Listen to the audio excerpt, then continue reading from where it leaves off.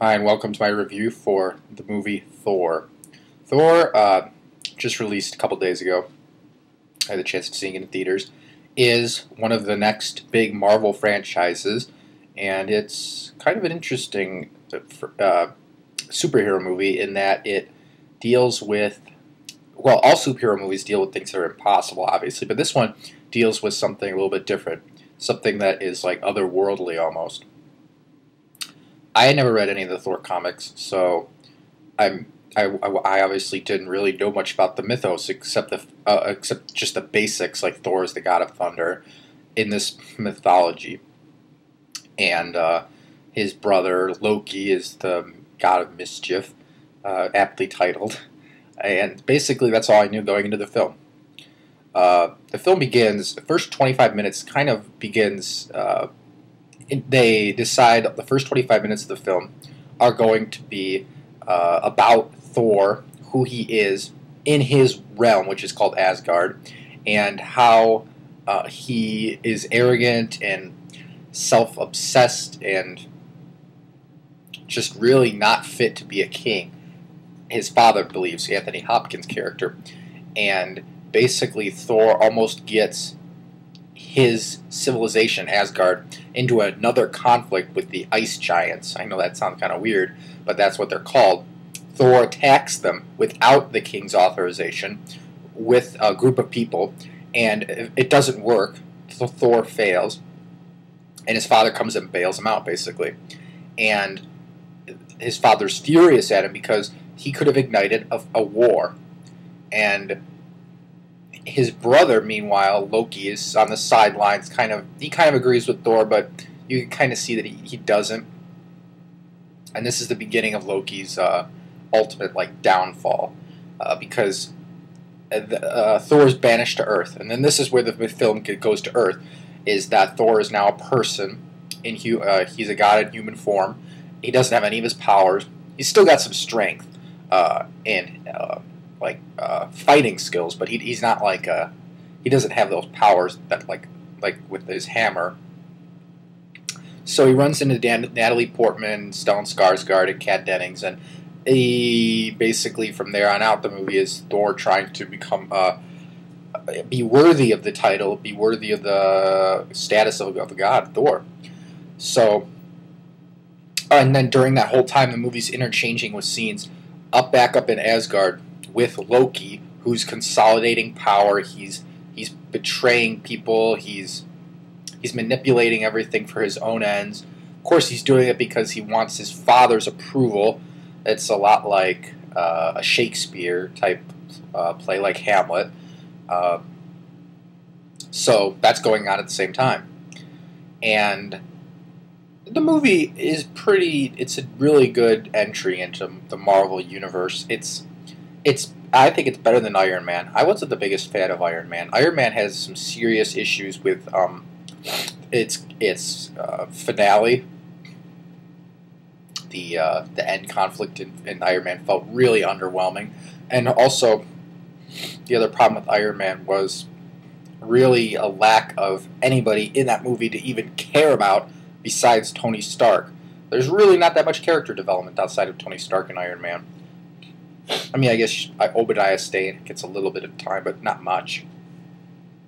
This movie, on the other hand, there's a lot of characters that get a lot of screen time, and they're developed. Thor's very developed. Loki, his father, Odin, Natalie Portman's character. So they're all given enough screen time and enough dialogue to where we can actually see their characters transforming. One thing that I think the film could have improved on was the end felt a little, well, no, it didn't feel anticlimactic like Iron Man, but it could have been a little bit more spectacular. But it was still pretty good. The other thing the film could have improved on a little bit was the script at times felt a little bit cliched, especially with some of the comic relief. It wasn't very funny. Sometimes it was. Sometimes it just wasn't. Like Thor getting hit with a truck. Okay, come on, that's sitcom humor, and I don't know. Some of it just felt kind of campy. but maybe they were going for that tone. Who knows? The film's directed by Kenneth Branagh, and he's perfect for the film because he directed Shakespeare plays, and he knows he's perfect for this film, which has a lot of overtones of Shakespeare in it, like the father-son relationship, the older brother, younger brother relationship, the unworthiness of being a king, which Thor is. So that's right up his alley.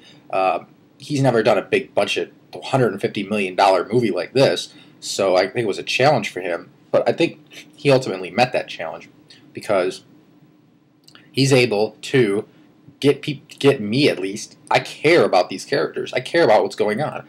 Even though this is a supernatural thing, it's otherworldly. There's no immediate threat to Earth in the film. The trailers were kind of misleading in this. Loki is not threatening the destruction of the Earth. He's threatening the destruction of the Ice Giants planet. Basically because he wants to prove to his father that he can do this. He can kill an entire race. He doesn't care. The Ice Giants, yeah, they're kind of bad, but you ultimately feel kind of sorry for them too because they're basically being deceived by Loki throughout the film. And there's a twist on Loki on who he is. Is he really Thor's brother? That's kind of a twist. I did not see that coming. What else?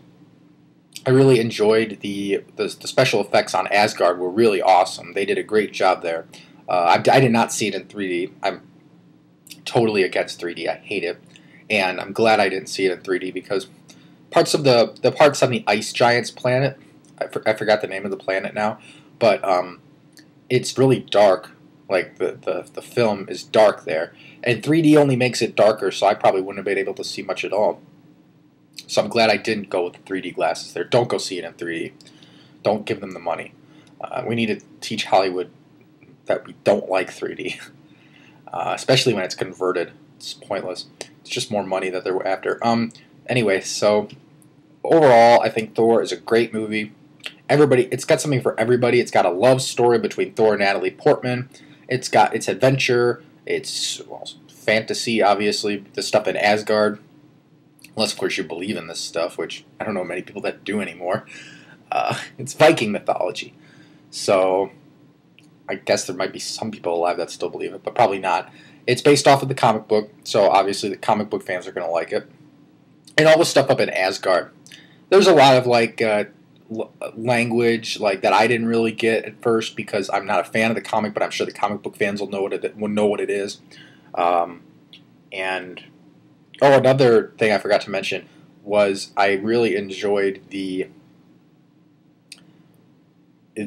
time the movie gives us in Asgard. I thought that was really important because you can't understand what Thor's going through unless you see what he did on Asgard, why he was banished.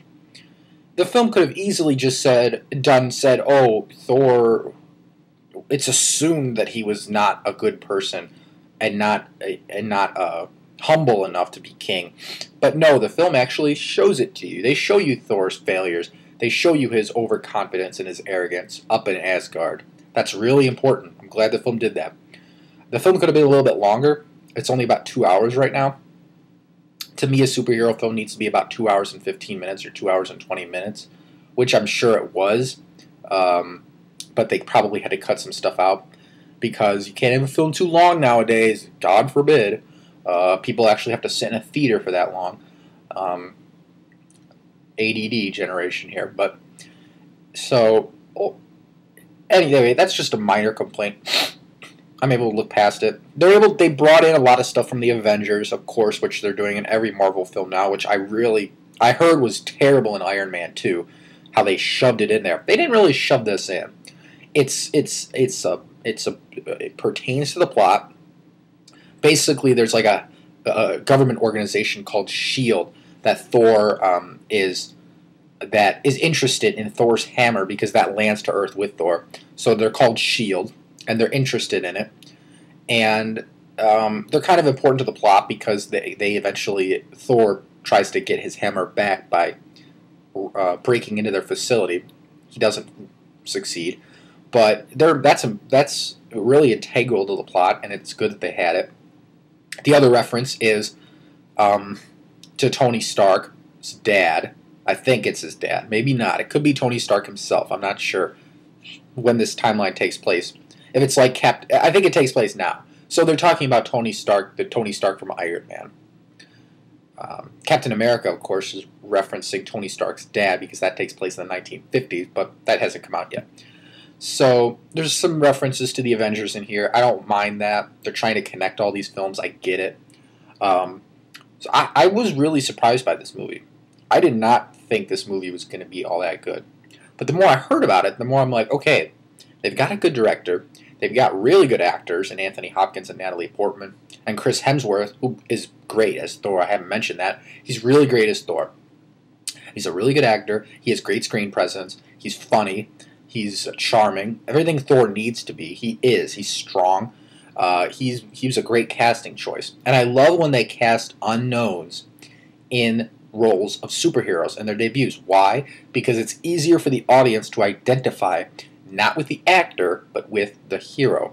For example, Tobey Maguire, never heard of him before Spider-Man. Now, and he was perfect as Peter Parker. He was Peter Parker in that movie, in the first Spider-Man movie.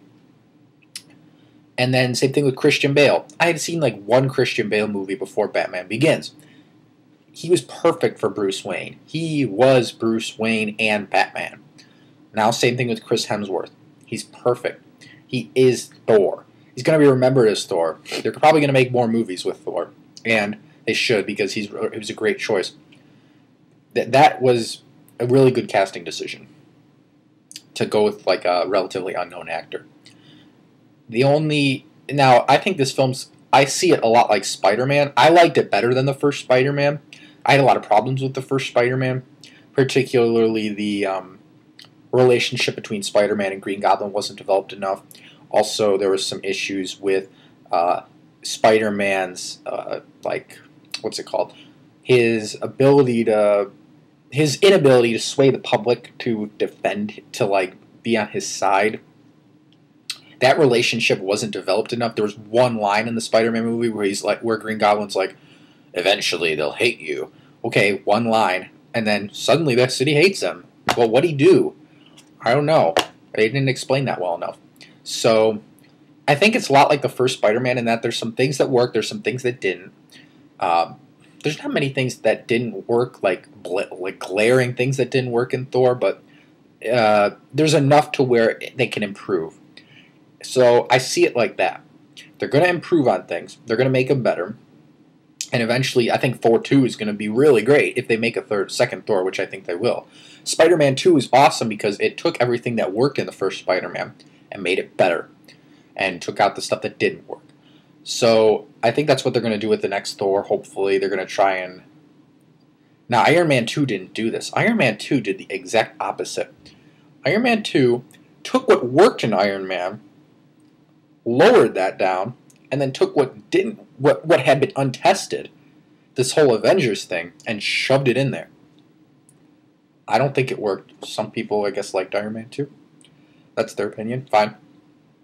So overall, I'd give Thor a 4 out of 5 stars if I was rating it. There's some issues I have with it, but overall it's a solid film. It's a great superhero debut, and it's a great start to the superhero season because there's going to be a lot more. Green Lantern's coming up. X-Men First Class. Kind of dubious about Green Lantern. Doesn't look very good from the trailers. X-Men First Class could be pretty good. I mean, do we need another X-Men movie? Not really, but they need the money. So, Captain America, I'm really looking forward to. That's my most anticipated superhero movie since Spider-Man 3, which turned out to be a colossal disappointment. So hopefully, Captain America. From the trailers, Captain America looks pretty good. And the reason I'm talking about all these Avengers movies outside of Thor is because Marvel wants us to do this. Marvel says, all these people are in the same universe. They're all connected, and they're going to be in the Avengers movie in 2012. So that's why I'm just kind of discussing these other superheroes. So yeah, Thor's really entertaining. It's got good character development. There's really good acting. The CG on Asgard is amazing. Could have been a little bit better at times, especially on the Frost Giants' home and on Earth. It was a little shaky there. But overall, solid film. go see it. I'd recommend it to anybody because it's got everything in it. All right, see you next time.